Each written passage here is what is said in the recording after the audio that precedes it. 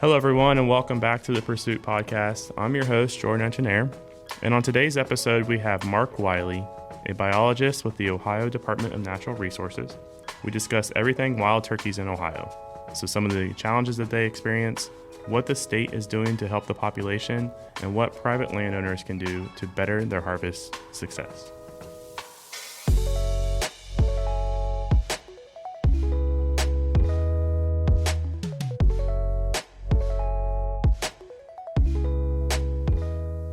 All right, everyone, welcome to the podcast. On today, like I mentioned in the intro, we have Mr. Mark Wiley from the Ohio Department of Natural Resources on with us today. Sir, how are we doing? I'm doing well. It's a pleasure to be with you. And we have a guest host with us today, Mr. Brandon Rose. He is a purchasing specialist here at Vance Outdoors. Sir, how are we doing? Hello, everybody. How are you? So Brandon's an avid turkey hunter. I would consider myself a below average turkey hunter. And then, of course, we have Ben who hasn't. So we got a good variety of people today. And Mr. Wiley, we will go ahead and kind of introduce yourself, and then we'll get into talking turkey. Sure thing. I'm a research biologist with the Division of Wildlife. My area of responsibility is principally forest game birds. So that would include wild turkey, of course, rough grouse, and American woodcock. Prior to the division, I got a master's degree at Ohio State University working with northern bobwhite quail. So I've got kind of a long history with game birds in Ohio, grassland game birds like quail and pheasant. And I've since moved into sort of the forest ecosystem. So I'm very glad to be working with wild turkey. It certainly has kept me on my toes, especially in recent years. I'm sure we'll discuss that when we get into population levels and so forth. So how long have you been specifically you mentioned obviously switching to forest birds. How long have you been doing that with ODNR? I've been in the forest game bird world for about 5 years now. About 2016, 2017, I made the transition. Let's just get right into the turkey. We'll go into the biology side of things. So we sent you some questions over. The one I wanted to address kind of right off the bat would be, if we could kind of give the listeners like the lifespan of a bird, starting from, the hatching rates all the way up to some of the issues that they find, and just kind of the general, average life of a turkey and what they encounter. Yeah, certainly. Well, so there's a few things there. We'll talk about very different rates for young turkeys, poults, even eggs and young poults. Survival rates are very low at that stage, so their chances of survival are pretty low. And then as you get into adult turkeys, those survival rates change dramatically. Adult turkey survival is much better. But you would ask about, different reproductive rates. So nesting rates for wild turkey, the number of hens who are going to attempt to nest is very high, near 90%, based on studies that were done in Southeast Ohio. Some turkeys will re-nest if they're unsuccessful, so that even adds to the reproductive potential of wild turkey. And then the nest success rate is better than some of the other game birds, meaning a hen completes a clutch of eggs and begins incubating. What's the likelihood that she's going to be able to hatch those eggs? If we get into 50%, 66% success, that's tremendous. Those are great rates. It's a really challenging thing for a wild turkey to keep a nest safe from predation and other disturbance for 26, 27 days of incubation. How many eggs would you say a typical nest would house, or a hen would give in one breeding cycle? Yeah, 11 is pretty average. So a clutch of 11 eggs for the initial nest, and then if she's got if that nest is lost for whatever reason and she tries again, usually the number is a little bit smaller. She's already expended a lot of resources on that first nest. So if she tries again, it'll typically be a smaller number. So you're saying the success rate, if we were a success of 5 to 6 eggs, we were doing pretty well. Well, if she pulls that nest off successfully, normally a nest is entirely lost or it'll all hatch. Okay. Hatch rates for those 11 eggs are very good. So if a predator detects that nest, that nest is probably entirely lost. Okay. Yeah, I guess that would make Either sense. that, yeah, either that predator is going to take all of those eggs, or it's going to keep coming back to that nest until the hen either gives up or all the eggs are lost. So if she can keep that nest safe for those 26, 27 days, almost all those eggs will hatch, and then she's got an entirely new challenge to keep those very young, small, vulnerable poults alive. And so of those 11 poults that come out of the average nest, she's lucky if she can get 3 or 4 of those to adulthood. That would be a really good survival rate for that brood, for those poults. So once they get to about adult turkey size, their survival rates increase dramatically. So it's a real challenge to get those nests and young poults to adult stage, but once they do, we're in pretty good shape. So when she's laying, she's normally laying what, one egg a day, more than likely. Just about one a day, yeah. That can vary a little bit, but yeah. So she's got an even longer period of time when she's I think 3 weeks or initiating a so. nest. Right? Yeah, yeah. So if she's gonna have a clutch of 11, she's got about 2 weeks of just laying before she starts that long incubation period. And incubation's laying all night, things of that Yeah, nature, yeah. correct? When she starts incubating, she's warming those eggs to get growth and development going on. She's not going to leave that nest very often, and typically it's going to be in the warm afternoon hours when she doesn't need to thermoregulate those eggs, over a cold night. So she'll come off, she'll handle a little business, maybe try to feed a little bit, um, and then she'll be right back onto that nest. It's a very dangerous time for adult turkey hens. Their survival is generally pretty good, except when they're incubating a nest or when they've got young poults that are stuck on the ground because they're not able to fly yet. So that was the question I was going to have. I mean, I'm obviously fairly new into it, but so she wouldn't be roosting overnight like you would typically have in normal times of the year during this period, right? Correct. So yeah, adult turkeys at any other time of year will tree roost. So they're up off the ground. They're a little more safe from mammalian predators. But yet when that hen has young poults or has she may tree roost at certain times when she's laying or when she's got eggs on the ground. But when she's got young poults, she stays with those poults, and those poults they'll be able to fly after about 2 weeks, week flight, but they can get off the ground and maybe start tree roosting at that point. So if she can get them to 2 to 3 weeks old, then she gets a little more safe, as do they. They can start to get into the branches at night and get a little more protection from mammalian predators. Now, as far as when she does have her clutch of eggs or she's laying, it seems like everything, not everything, but a majority.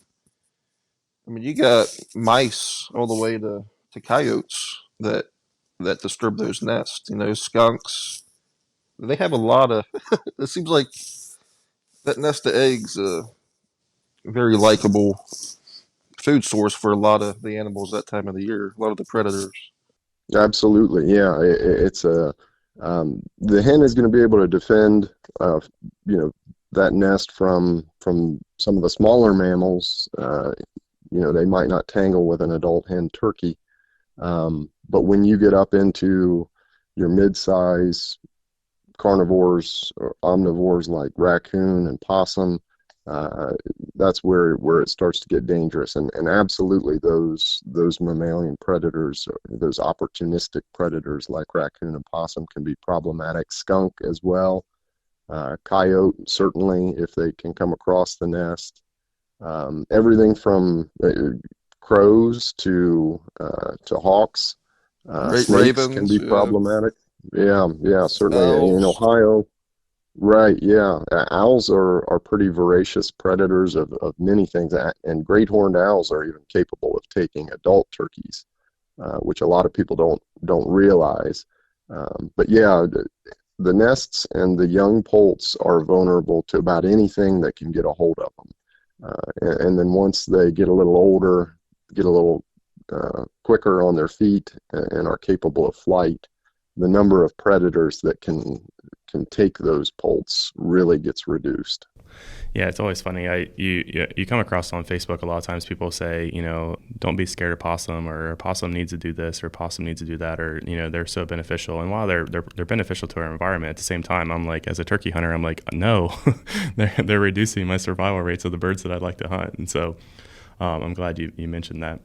With all that said, I guess what would be well, before we get too far, I mean, there's a big, and I don't know how far you can get into this, but we were talking off the air prior to this, in terms of national predators, everyone knows of the coyote, but do we see any uptick or any involvement now as the bobcat population starts to rebound and starts to grow more around the state? Yeah, I mean, you make a very good point that clearly the bobcat population is growing. We're seeing a lot more observations of bobcat through eastern Ohio and even into other parts of the state. And that's been occurring for several decades now. Bobcats will absolutely take turkey. We have no evidence at this point that bobcats are taking turkey at a rate that has become problematic. Okay. Bobcat and wild turkey coexist in a number of states other than Ohio, and while predation has been documented, certainly, and there's no doubt, I mean, bobcats are a really amazing predator. There's no doubt that they are consuming turkeys young and old.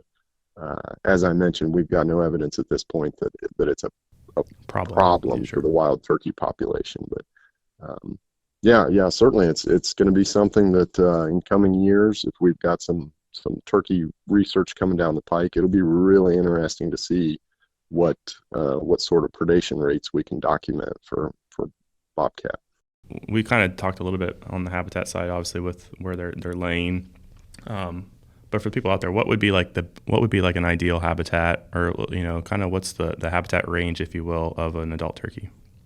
Yeah, so it can vary seasonally, and also and part of that seasonality is what that turkey is doing at that time.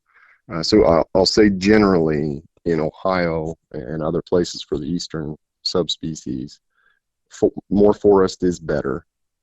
So for Ohio, our best turkey populations are in eastern Ohio, southeast Ohio, and southwest Ohio, the counties that have the most forest cover. And forest cover, that can be a very broad thing, but generally we turkeys are looking for mature forest,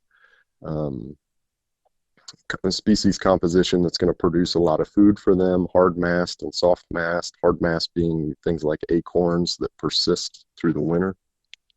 So oak stands are really beneficial to wild turkey.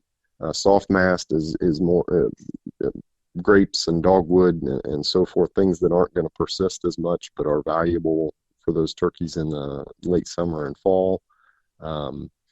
So generally, on a landscape, more forest is better. Mature forest is not the only thing they need. Forest openings, open fields, even agricultural areas can be really beneficial to turkey, things like crop fields and pasture and hayfield. Especially in the spring, turkeys are looking for those open displaying areas. I mean, if you think about the places that you might set up for spring turkey, it's often in those openings and edges and so forth, where the males can get out and display for females. Females can get out and see the males. Those areas are also important for nesting and brood rearing. So when that hen goes off to find a place to nest, she's looking for cover that can help her conceal those eggs and conceal herself while she's incubating. So she likes a little bit of ground cover. So those mature forests that maybe don't have much in the understory, just bare leaf litter and tree trunks, those don't make ideal nesting areas for wild turkey, because she's going to have trouble concealing herself. So that's where those forest openings, those brushy areas, and herbaceous fields can be beneficial. Where you can get a lot of plants in those openings that can create a lot of ground cover for them, correct? Yeah, so I mean, the trouble with a mature forest is you get that closed canopy, no sunlight's getting down to the forest floor, and you don't get a lot of plant growth down there. So that's why those forest openings, essentially, they let sunlight in, and you start to get plants growing on the forest floor or on the edge of the forest or wherever you might be, and that's equally important for those young poults. Their primary objective beyond survival is to eat as many insects and invertebrates as they can, so they can grow rapidly. Uh, and, and to do that, they need plants down at their level that are going to hold those insects and invertebrates. But they also need that cover to help protect them until they can evade predators when they're a little older. So ground level cover can be really important for those hens and poults at that critical life stage. So a good mix, good mix of forest, open fields, some disturbance. Agricultural fields can be really valuable in the winter when maybe food is a little harder to find for wild turkey. Now, during the cicada hatches, did I know I did on the farm I hunt? I did see a couple substantial years of jakes, and more hens. The years following our cicada hatches we had in this part of Ohio. Now, did you guys see that? Yeah. You bring up a really good point. We see a really interesting pattern uh, in the wild turkey population following those periodical cicada emergences, and those are on a 17-year cycle. So it seems far more than coincidence that our turkey numbers spike following those emergences like you describe. And if you think about it, the importance of, what we already talked about, poult survival and their ability to find insects and invertebrates and get that high protein, high fat diet and grow rapidly during those periodical cicada emergences. Food is in abundance. For anybody that has experienced those emergences, it is amazing to see the number of those big, slow cicadas that emerge, and they emerge right when we have most of our poults on the ground. So it's timed really well for wild turkey. Their poults are on the ground, and they're large enough to tackle those big cicada.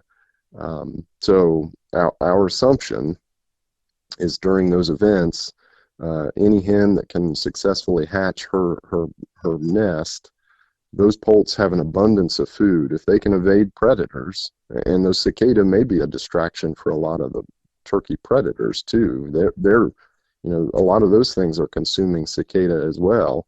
Why chase a turkey poult when you've got cicada all over the ground and Yeah, easy brush? meal. Yeah. Right. So what we see following those big emergencies is we see poult numbers spike, and then about 2 years later we see adult turkey numbers spike. Because as I mentioned, if we can get those poults to adulthood, their survival is really good in the wild, and they persist. The hens persist, the gobblers persist. So typically what we see is a big spike in spring harvest 2 years after a cicada emergence. Yeah, a lot of 2-year-old birds out there.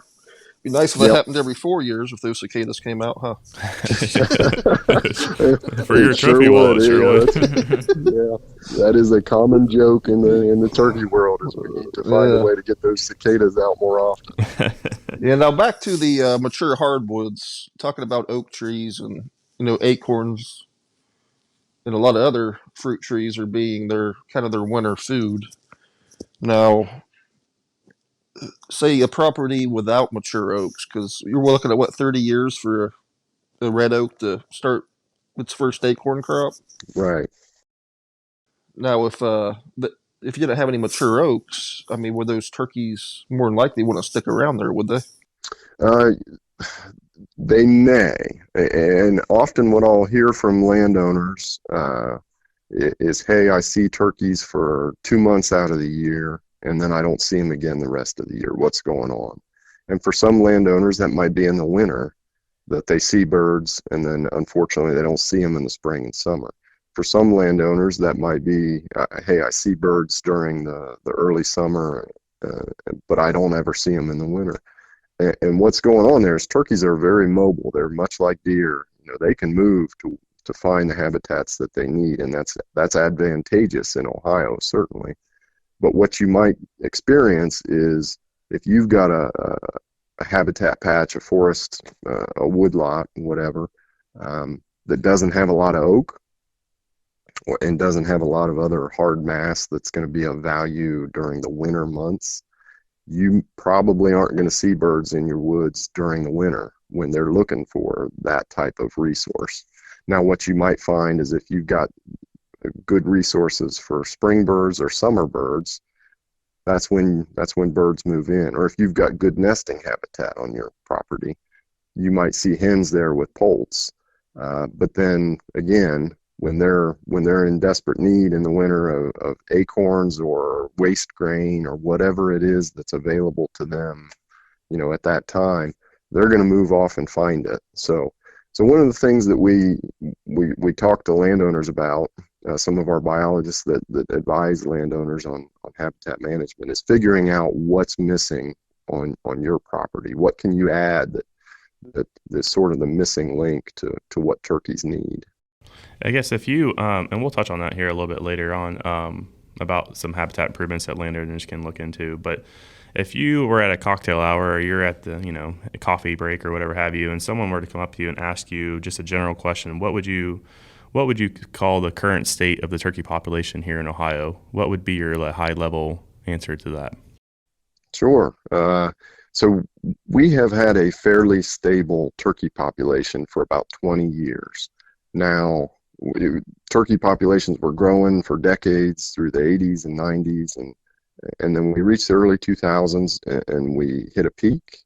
That was our best harvest was in 2001, which was about 2 years after a cicada emergence, coincidentally. And since that time, we've come down a little bit. Our spring harvest has, but it has been fairly stable. Now, for those 20 years, we jump up, we drop down. Those numbers fluctuate. The number of birds on the landscape, our spring harvest reflects that. And principally what's driving that is those poult production in the previous years.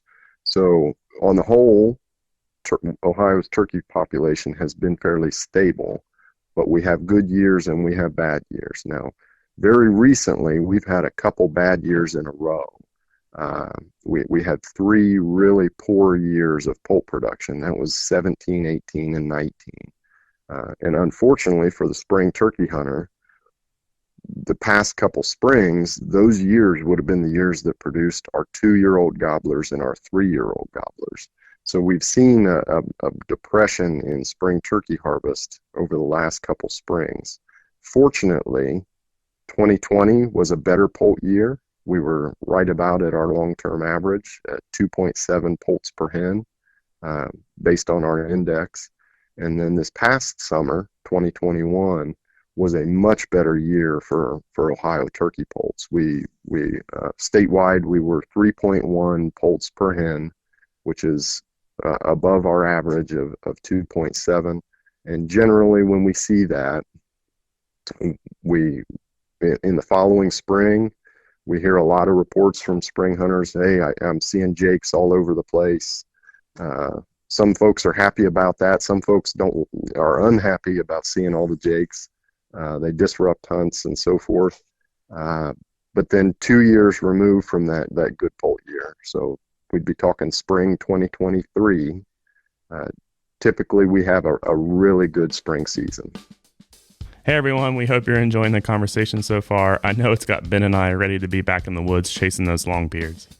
With that said, the Ohio youth season starts this weekend. I can't believe it's already here. So be sure to stop into any one of our locations to stock up on all the gear you need. Whether you're looking for new clothing, calls, decoys, or blinds, we got you covered. You can also shop our selection of turkey gear at vanceoutdoors.com. Again, that's Vance, VANCE, outdoors.com. Now let's jump back into the conversation. Obviously, there's been some bag limit changes for this coming year. If you wanted to get into maybe some of the conservation efforts that are new for this year, I know there was obviously the bag limits, and then potentially, I don't know if it actually went through or not, but a proposed shortened season for the fall of this year as well, if you wanted to kind of get into maybe some of that. Correct. Yeah, we've got some pending proposals for fall 2022 and spring 2023. So prior to that, so following those years of poor pulp production and some really depressed spring harvest numbers, the division made the decision to reduce the spring bag limit from 2 birds statewide to 1 bird statewide, and that's bearded birds. So in essence, that bag limit reduction is not. It will not have direct impact on pulp production, especially if we've timed the season properly. Spring season timing is very important to protect nesting hens and pulp production. So if we've got the season timed correctly, which we feel like we do, that bag limit change won't have direct impact on pulp production. But it does take some pressure off of fairly low classes of 2-year-old gobblers, 3-year-old gobblers, 4-year-old gobblers. So we'll be able to retain some of those birds one season to the next, maybe get a little higher gobbling activity in the next couple seasons while we wait for better pulp classes to move in. So that bag limit change from 2 to 1 in the spring has been approved by Wildlife Council. It was approved last fall and is in place for the 2022 spring season. And now that's for public and private, correct? That is statewide, correct, yes. Public and private land. You bring up a good point. Initially, there was a proposal to make that bag limit only apply to public land where some of our highest hunting pressure occurs. Ultimately, the decision was made to make that bag limit change statewide. So I definitely recommend before you head out in the turkey woods this spring to review regulations and any changes that may have occurred. We've had a 2-bird bag limit for a number of years, and I wouldn't want anybody to make a mistake just based on assumption that regulations did not change. I definitely recommend everybody reviews regulations ahead of the seasons. But getting to the proposals that you mentioned, so this just a few months ago would be early January. The Ohio Wildlife Council received proposals for turkey regulations for spring of 2023 and also fall of 2022. So the package they typically receive is the fall season and then the following spring season. And that's about a year ahead of time. So the division proposed to Wildlife Council that we would shorten the fall season by about 3 weeks. We would have, if approved, again, and for those unfamiliar with that process, the division proposes regulations to the Ohio Wildlife Council, and then the Wildlife Council votes to either accept or reject those proposals. And there is a public comment period where hunters, interested constituents from the public can make comments on the Division of Wildlife's regulation proposals for consideration at Wildlife Council. I should mention that. Now, if this is going to air in April ahead of the youth season, that you might be a little too late to submit a comment, but certainly keep that in mind for the future. But anyway, currently proposed is a shortened fall season. Again, that's not likely to have significant impact on pulp production. We already have a fairly conservative fall season,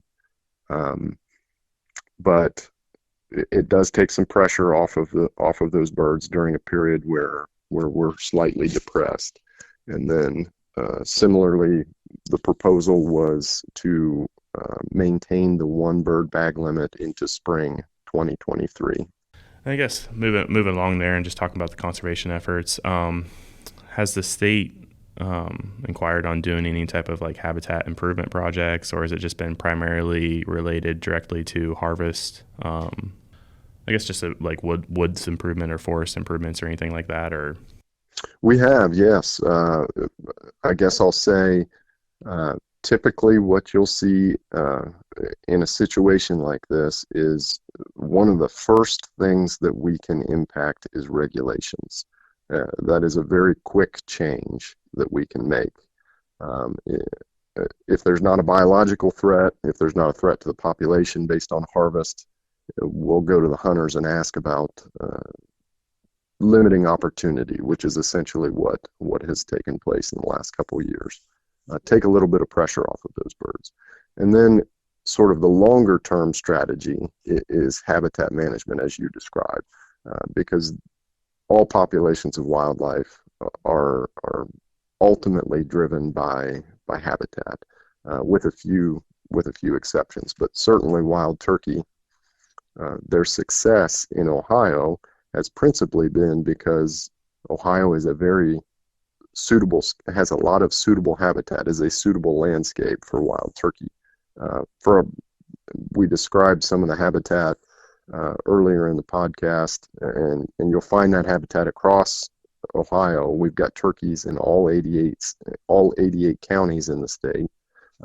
Better turkey populations where we have better habitat, lower turkey populations where we have worse turkey habitat. But in general, so let's talk public land specifically. The Ohio Division of Wildlife, which maintains large public land areas called wildlife areas, open to public hunting, but we manage them for wildlife habitat, not specific to any species, but broad changes. Wildlife, yeah. Correct. And then the Division of Forestry, our sister agency, has large state forest areas also open to public hunting, managed more for forest habitat, where the Division of Wildlife has grassland areas, forested areas, wetland areas, and so forth. All of those, all the forested habitat within those are managed generally for forest health and also wildlife habitat.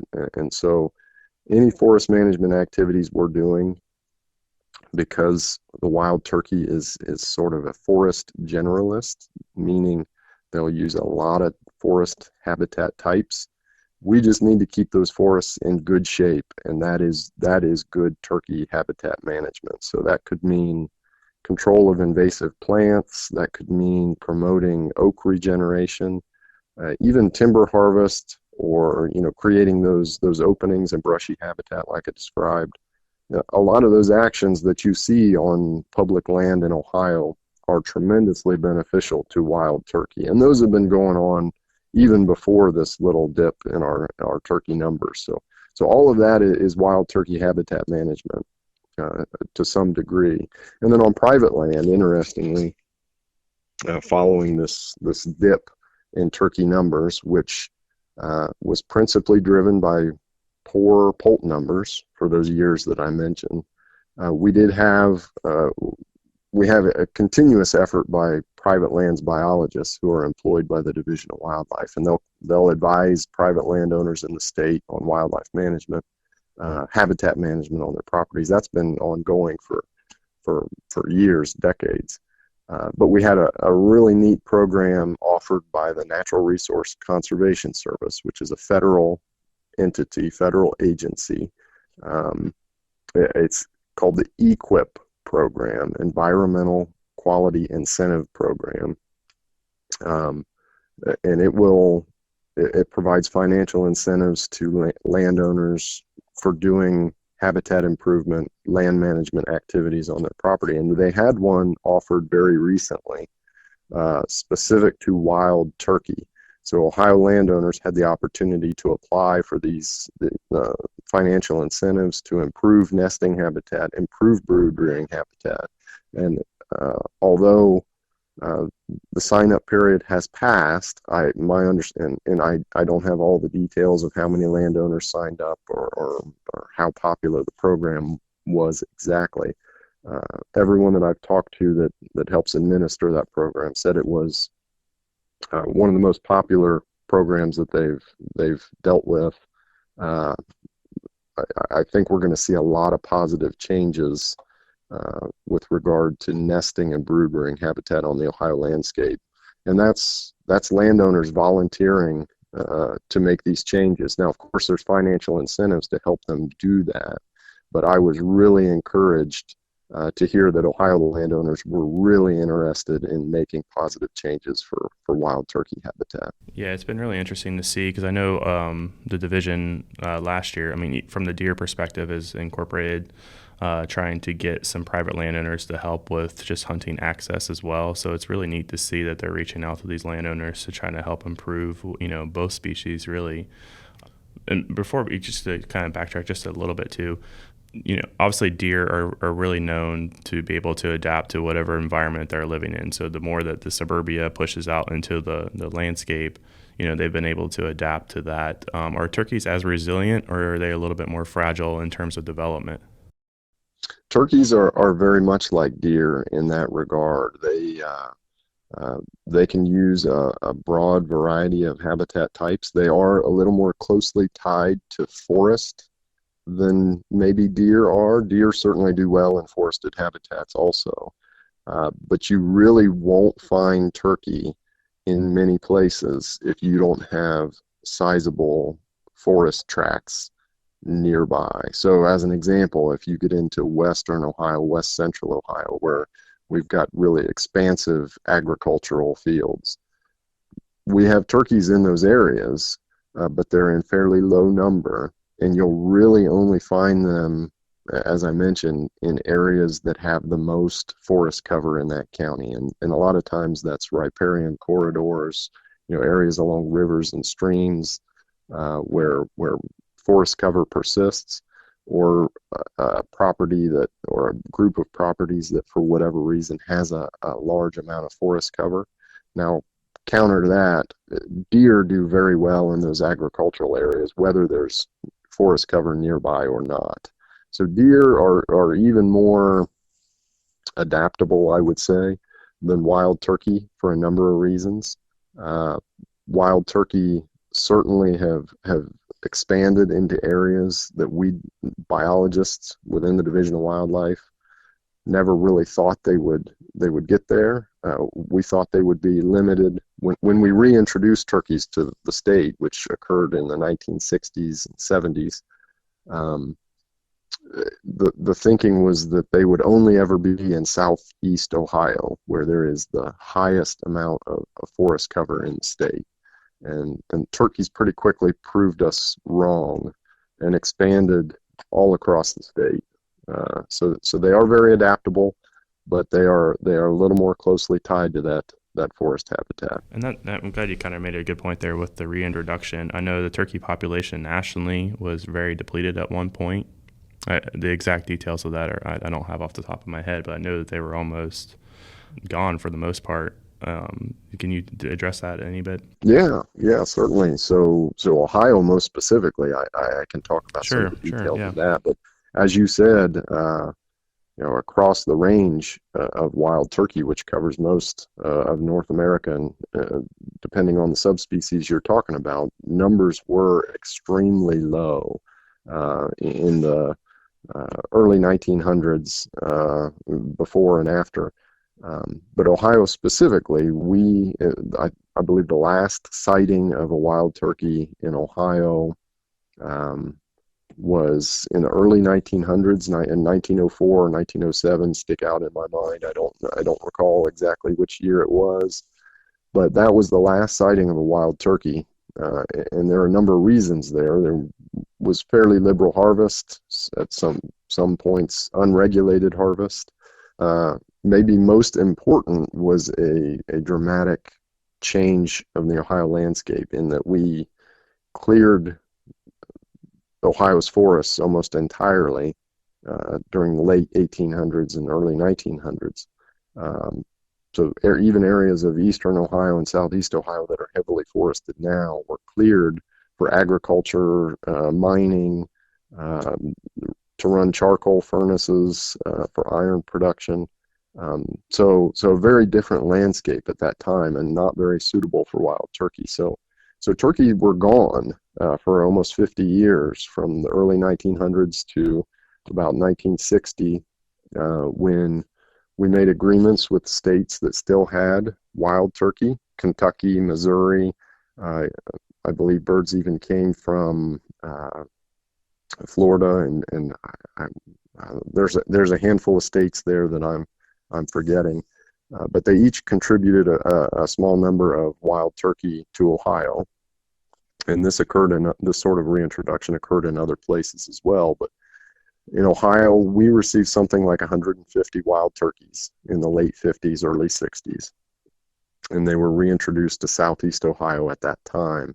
And they were tremendously successful. They survived in good number. They reproduced in good number, and the population grew very quickly.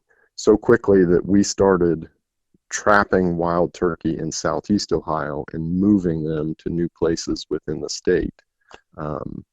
And again, growing so quickly that we actually had our first modern spring turkey season in 1966. Just a few years after the reintroduction. Now, was that limited to specific areas of the state, or was that statewide at that point? It was a very limited season. I think there were only 10 or 12 counties in which you could hunt wild turkey, in a very limited number. And I want to say in that first year, again, of the modern spring turkey season, there were 12 turkeys killed in the state. And it just grew from there. Again, the population grew very rapidly, spread very rapidly across the state, in part because the Division of Wildlife was trapping birds in areas of abundance and moving them to new places and letting those populations reestablish. And that includes the western Ohio agricultural counties. I think almost every county received a number of wild turkeys at some point in the last 50 years. For those people that don't know, can you happen to mention the 5 subspecies of turkey and kind of where they would reside? Oh, sure. Yeah, you're really going to challenge me on subspecies listing. Brandon will know it if I don't forget. Right, I know all, but I think in, maybe one. fill in the gaps for me, certainly. So Ohio only has the eastern subspecies, which is the most broadly distributed subspecies, covers most of eastern U.S. and I think even gets into Canada a little bit. But then down in Florida, you've got Osceola, which is the only place I believe you'll find Osceola. And as you move further west, you've got Rios and down in southwest, Merriam's northwest. Yep. And then the one that everyone misses. Mexico. Yeah, what is it? The ghoul. The Gulch turkey. Ghoul. And there you go. Yeah. South I'm America. very fortunate. I'm very fortunate in Ohio. When I get subspecies questions, I've only got to talk about the eastern. Exactly. No, that was a fun one. That's always the talk, if you will, of turkey is, those subspecies, and obviously the grand slams and everything. As a turkey hunter, trying to hit that grand slam. I think Brandon's pretty close to hitting one, or if he hasn't already. No, still got to get my Osceola, and then I'll be done. So there you go. Well, a trip to Florida right now with the sleeting rain sounds fantastic. I don't know about you. The one in South America is the ocellated, and I think yes, yeah. So that's a completely kind of looks like half turkey and half peacock a little bit. Yes, a beautiful bird. Yeah, certainly. Yep. So this one's for Brandon, because I know he's gonna like this too. But we had mentioned a little bit of the habitat improvements for landowners. But if you were having a coffee with someone or came across someone and they asked you, I have 100 acres of wooded timber, what kind of improvements can I make to see more success, or to have more success, on my private parcel here?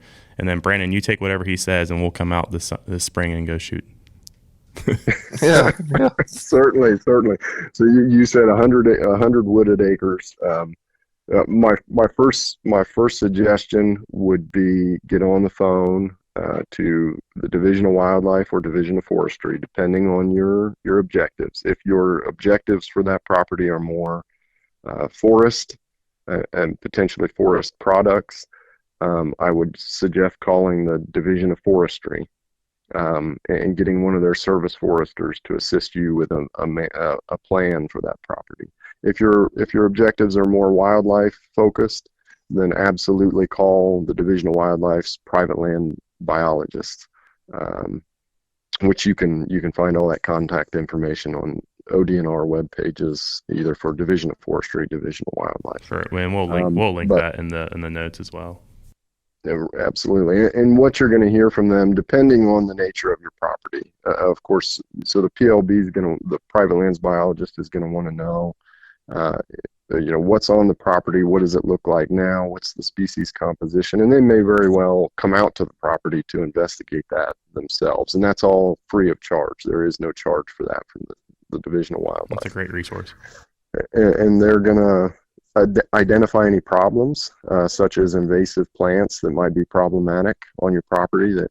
Invasive plants can sort of take over an area, drive out native plants that might be beneficial to a lot of wildlife species. So that's going to be one of the initial focuses, is what invasive threats might exist and how can we handle them. Beyond that, it may be how can we promote some either oak growth or production or regeneration if you don't have a lot of oaks. So those sorts of actions are going to be of benefit. And then, as I mentioned, as much as anything, whether you're thinking about habitat improvement or food plots or anything to benefit a specific species or even a suite of wildlife species, it's identifying what's missing in that area. So as an example, on your 100 wooded acres, if it's surrounded by 10 other properties that are all wooded acres, wooded properties, very much like the one that you've got, you might need to add something that they don't have. Maybe it's a forest opening, maybe it's an open field, but give turkeys something that they're missing on those other properties. Now, if you've got 100 wooded acres and you're surrounded by agriculture, you've got the only wooded acres in the place. So a food plot or an opening or an open field wouldn't necessarily be that beneficial and probably wouldn't be recommended. But maybe some forest improvement in there, oak management as an example. Sure, or even that undergrowth as well, like you had mentioned, the openings and. Certainly. So as much as anything, it's identifying what's on and around the property and then trying to make that as beneficial to turkey and other wildlife as we can. And that was the thing that I've kind of taken away from this too, is a lot of the same steps that you're going to be doing, for turkey are clearly beneficial for the white-tailed deer and other species as well. So it's kind of you help one and you're kind of helping two different things at the same time, obviously with the oak and the openings and cover. And you're absolutely correct. And and food plots, like if you're 100 acres wooded and you do have a half-acre field, maybe you plant in the fall wheat, rye, or oats, or in the spring maybe you do chufa. You know what I mean? To give those poults more protein in the spring and more food in the winter. Certainly, and there are a number of directions you can go, and I often get questions about food plots for wild turkey, and generally what I'll recommend is listen to your private lands biologist or forest service forester or whoever you're working with, and what they recommend in an area. And if you can create a healthy woodlot with a lot of hard mast, a lot of soft mast, a lot of herbaceous plants that are going to be a good food source for adult and young turkeys, a food plot might not even be necessary. But if it is something that you're interested in, you need to think about the function you want that food plot to serve. So you brought up some good examples. Fall plantings can offer winter food resources for wild turkey. If you'd prefer that area to be more of a spring, maybe hunting location, trying to draw in gobblers to display in that area, you're not going to want some of that tall vegetation, which is going to be a visual barrier for those birds. Maybe you want something more like clover and other forbs that are going to be at a low level but fairly lush in the spring. If you want that to be a nesting area or a brood rearing area, you are going to want some vegetation cover, and you're going to want a lot of flowering species that are going to draw in invertebrates that those poults are going to consume. So again, it's identifying not only what the landowner wants, but what the property needs or what that area needs. Well, Mark, this has been a great conversation. I know you have some other meetings to get to, so we'll let you get off. If anyone were to want to find resources, clearly, obviously, the Division of Wildlife's website would be a fantastic resource for them, and that would be wildlife.ohiodnr.gov. And again, we'll put that in the show notes below. And sir, your time has been great. I've learned a lot. I'm sure the rest of us have as well. Oh yeah, thank you, Mark. Yeah, and I really thank you for your information that you've provided for us today. Yeah, thank you. It's been my pleasure. All right, everyone, that's all we have for you today. We hope you enjoyed the great information that Mark provided about wild turkeys in Ohio. As always, we appreciate you listening. Please give us a rating and be sure to share the podcast with a friend. And until next time, enjoy the pursuit.